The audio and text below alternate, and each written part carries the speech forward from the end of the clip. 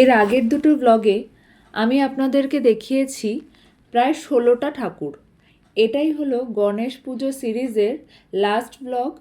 এই ব্লগে চলুন বাকি ঠাকুরগুলো দেখে নিই। আগের কয়েকটা প্যান্ডেলের পুজো আপনাদের চট করে একবার ঘুরিয়ে দেখিয়ে দিলাম। চলুন তাহলে আজকের ব্লগটা শুরু করি। এখন আমরা এসে পৌঁছেছি পুনে মহানগর পালিকা। এখানে দেখছি ভারত মাতা আছেন এবং তার চারপাশে আরও নানা পেশায় যুক্ত মানুষজনের মূর্তি করা হয়েছে। আমার যতদূর মনে হচ্ছে যে এখানে বোঝানো হয়েছে যে সকলের সমান অধিকার। প্যান্ডেলটা খুব ছোট হলেও মেসেজটা কিন্তু খুব বড়।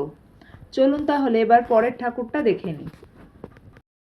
এখন আমরা দেখে নেব অখিল পান্ডাই মণ্ডলের ঠাকুরটা। তাদের যে মন্দিরটা সেটা এই পাশেই রয়েছে, বাট প্রথমে আমরা প্যান্ডেলটা দেখে নেব, তারপরে মন্দিরটা দেখতে যাব। মণ্ডপের সামনেই রাধাকৃষ্ণের একটি ঝুলন দেখতে পাচ্ছি, যেখানে রাধাকৃষ্ণ যুগলে বসে আছেন। এবার চলুন ভিতরটা দেখে নিই। এটাও কিন্তু পুনের যে কটা খুবই ভালো ভালো এবং বড় বড় পুজো হয় তার মধ্যে একটা। বৃন্দাবনে শ্রীকৃষ্ণ যেসব লীলা করেছিলেন সেই সব লীলারই কিছু কিছু মুহূর্ত এখানে কিন্তু চিত্রের মাধ্যমে প্যান্ডেলের গায়ে ফুটিয়ে তোলা হয়েছে। কি সুন্দর যে লাগছে কি বলবো। এখানে যে ঠাকুরটা দেখছেন এটা কিন্তু মন্দিরে যে ঠাকুরটা আছে সেটারই রেপ্লিকা। চলুন এবার তাহলে বাকি প্যান্ডেলটা ঘুরে দেখতে দেখতে বাইরের দিকে এগিয়ে যাই।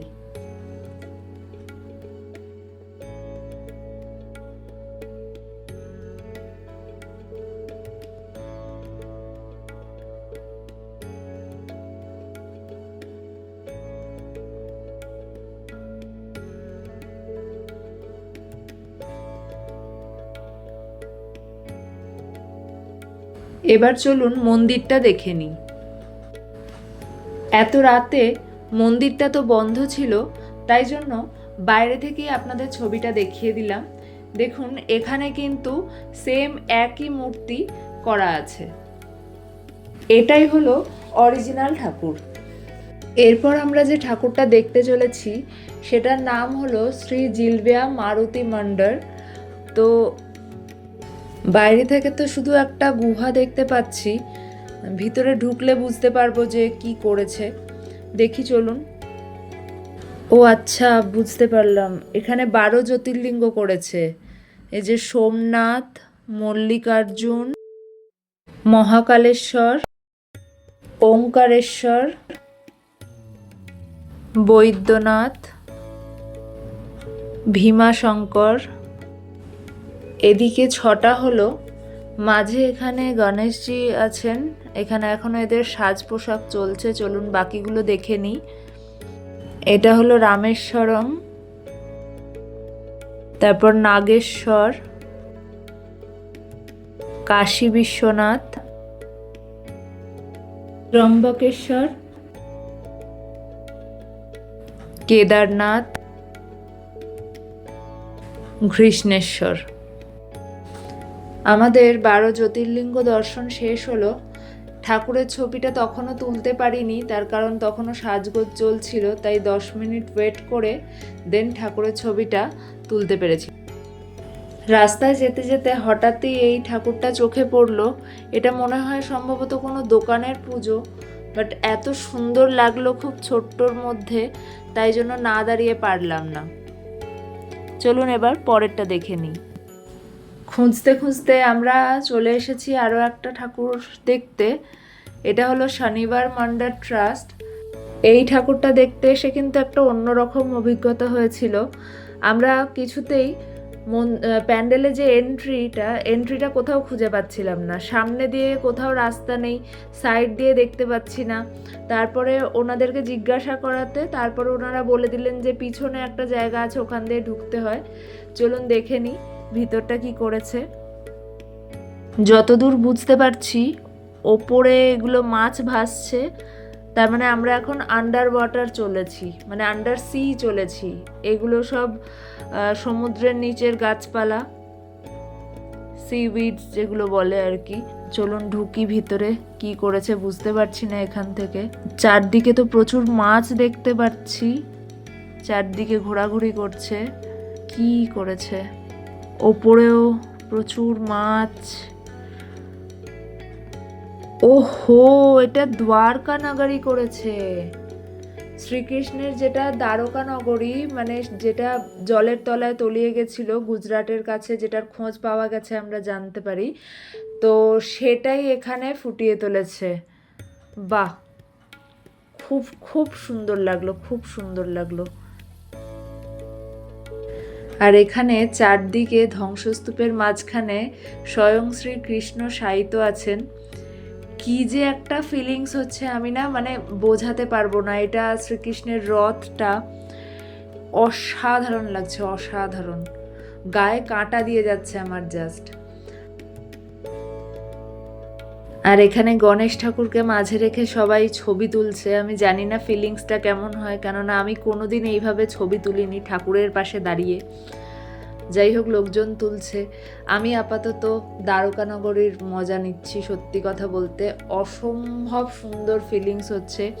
আমার মনে হয় মানে ডাগরু শেড দেখে আমার যে ফিলিংসটা হচ্ছিল, সেই সেম ফিলিংস যেন মনে হচ্ছে আমি এখানে পাচ্ছি। সত্যি বলতে কি মানে আমি এক্সপ্রেস করতে পারবো না আমি জাস্ট এখন ঠিক কি ফিল করছি।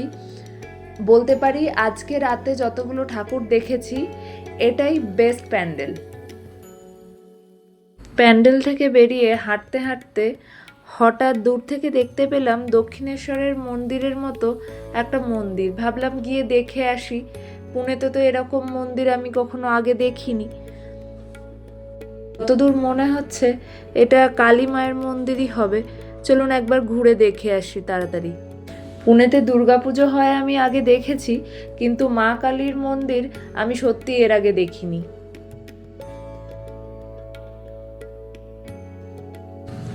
এতক্ষণে মায়ের দর্শন পেলাম, এটাও সত্যি একটা অন্যরকম প্রাপ্তি। কেননা আমি সত্যিই জানতাম না যে পুনেতে কালীবাড়ি আছে বলে। তো খুবই ভালো লাগলো। এখানে মায়ের দুপাশে আবার দেখুন রামকৃষ্ণদেব এবং সারদামণির ছবিও আছে। এখন গণেশ পুজোর জন্যই কিনা জানি না, দেখলাম মন্দিরের ভিতরে একটা গণেশ ঠাকুরের প্রতিমাও আছে। দক্ষিণেশ্বরে যাওয়া হয়নি, বহু বছর হয়ে গেল, তাই এতদিন পরে মাকে সামনাসামনি দেখে খুব ভালো লাগলো। তার সাথে গণপতি দর্শনটাও সেরে নিলাম। এবারে ফিরবো ভাবছি, হঠাৎই রাস্তায় আরও একটা ছোট প্যান্ডেল দেখতে পেয়ে গেলাম। এটাই বা মিস করি কেন, চলুন দেখে নিই। যেতে যেতে আরও একটা বেশ বড় প্যান্ডেল চোখে পড়লো। এটা আবার সিঁড়ি দিয়ে উপরে উঠতে হয়। এখানে নাম দেখছি তুলসী বাগিচা গজানন, মনে তো হচ্ছে ঠিকই পড়লাম, জানি না এখন। এখান থেকে তো ভিতরটা বেশ সুন্দর লাগছে, চলুন ভিতরে গিয়ে দেখি।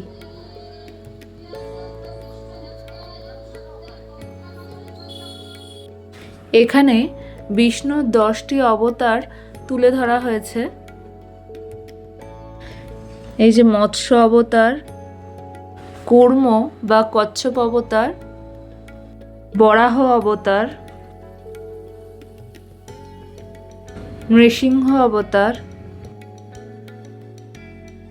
বামন অবতার। সবার মাঝখানে অনন্ত শয্যায় শুয়ে আছেন শ্রী ভগবান বিষ্ণু এবং তার সামনে শেষনাগ। শ্রীকৃষ্ণের পরবর্তী অবতার পরশুরাম, ভগবান শ্রীরাম, নবম অবতার শ্রীকৃষ্ণ, দশম অবতার গৌতম বুদ্ধ এবং সর্বশেষ অবতার কল্কি, যিনি আসবেন এই কলিযুগের বিনাশ ঘটাতে। আমাদের সাথে তো এই 3টে ব্লগ জুড়ে আপনারাও অনেক ঠাকুর দেখলেন, তাহলে আমাদের কিন্তু অবশ্যই জানাবেন যে এর মধ্যে কোন ঠাকুরটা আপনাদের সব থেকে ভালো লাগলো। ফেরার পথে এই আর একটা ছোট প্যান্ডেল চোখে পড়লো, এটাও একটু দাঁড়িয়ে দেখে নেব। এখানেও দেখুন ছোট ছোট প্যান্ডেলগুলো কি সুন্দর হয়েছে না, আর ঠাকুরটাও তো বলার কথা না, এত সুন্দর লাগছে। আপাতত অনেকগুলোই তো কভার করলাম। এখানে এখন জানি না বাস স্ট্যান্ডে যেতে যেতে আর কোনোটা দেখতে পাবো কিনা। যদি দেখতে পাই এই রাস্তায় যদি পড়ে তাহলে সেটা দেখে নেব, আদারওয়াইজ আজকের মতো হয়তো এখানেই ইতি হবে। এখন কটা বাজে? 6টা, প্রায় 6টা বাজে।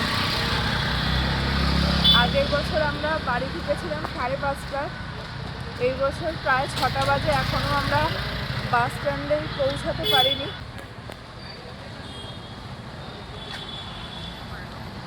এই রাস্তাটাই সোজা যাচ্ছে না?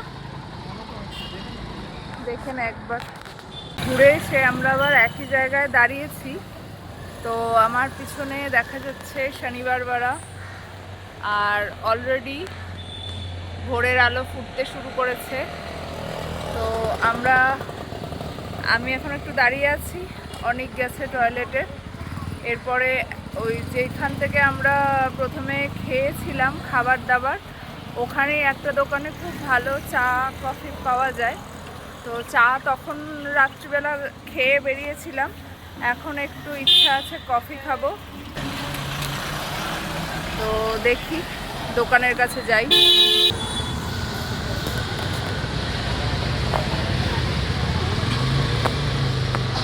শুধু গণেশ পুজোর জন্য কিনা জানি না, বাট এই চায়ের দোকানটা কিন্তু বলল 24 ঘন্টাই খোলা রাখে। তো এখানে এসে গেছে আমাদের গরমা গরম কফি। কফিটা এখানে অত্যন্ত সুন্দর করে, অত্যন্ত সুন্দর। এর আগের বার যখন এসেছিলাম মা, আমি, বাবা, অনেক 4জন মিলে যখন শনিবার বারা ঘুরতে এসেছিলাম, তখন আমি আর মা এই কফিটা খেয়েছিলাম, খুব ভালো লেগেছিল। তো সেই জন্য আমরা ডিসাইড করলাম সকালবেলা আরেকবার এই কফিটা খাবো। এই সারা রাত ঘুরে একটু যে ধকলটা হয়েছে, ধকলটা কেটে যাবে। তো কফিটা তাড়াতাড়ি শেষ করে নিই, দিয়ে আমরা বাসের উদ্দেশ্যে বেরিয়ে যাব। খুব গরম বাবা। এখন ঘড়িতে বাজে 6টা 12, প্রথমে দেখাচ্ছে উল্টো, আর এদিকে দিনের আলো ফুটরু করেছে, মানে বেশ অনেকটাই ফুটে গেছে। এখন রাস্তাঘাটে যাতায়াতও শুরু হয়ে গেছে, এই যে দেখিয়ে দিলাম। এখন বাস স্ট্যান্ডের দিকে যাব, তারপর এখন দেখা যাক কখন বাস পাই। আমরা অলমোস্ট এসেই গেছি, এই সিঁড়ি দিয়ে নিচে নামলেই পৌঁছে যাব মানপা বাস স্ট্যান্ড। কপাল ভালো ছিল, বেশিক্ষণ দাঁড়াতে হয়নি, বাসটা দাঁড়িয়েই ছিল, আমরা দৌড়ে এসে উঠে পড়েছি। দুজনে সিটও পেয়ে গেছি, বাস পুরো খালিই ছিল। এবারে শুধু ছাড়ার অপেক্ষা। বলল যদিও 10 মিনিট পর ছাড়বে, দেখা যাক। আমাদের বাস অন টাইম ছেড়ে দিয়েছে, দেখা যাক এখন কতক্ষণ লাগে, কতক্ষণে পৌঁছাই। এরপর আরও একটা বাস চেঞ্জ করে ভোসরি থেকে পৌঁছালাম চাকান। এরপর চাকান থেকে অটোতে উঠে সোজা আমাদের বাড়ি। এখন ঘড়িতে বাজে 8টা 25, আর আমরা এই সবে বাড়ি ঢুকলাম। এরপর একটু খাওয়া দাওয়া করে এরপর একেবারে ঘুম দেব, আর শরীর দিচ্ছে না। যত বাড়ির কাছে এসেছি তত প্রচণ্ড টায়ার্ড লাগছে, ঘুমও পাচ্ছে। তো আজকের ব্লগটা এখানেই শেষ করছি। সবাই ভালো থাকবেন, সুস্থ থাকবেন, আর আমাদের সাথে থাকবেন।